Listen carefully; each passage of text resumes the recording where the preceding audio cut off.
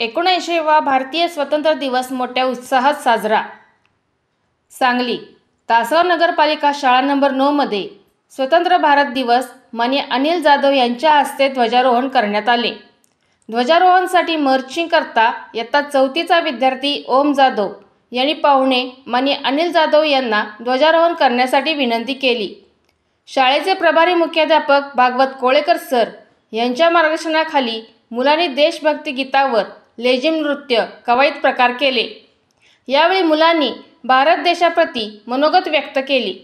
या कार्यक्रमासाठी माजी मुख्याध्यापिका सौ साळुंके मॅडम, माजी शिक्षक माननीय शंकर वैद्य सर, माजी शिक्षिका माने मॅडम, लुगडे मॅडम, शाळा शिक्षण समितीच्या अध्यक्षा सौ अर्चना घारे मॅडम, सर्व शिक्षक स्टाफ तसेच विद्यार्थी विद्यार्थिनी पालक मोठ्या संख्येने उपस्थित होते.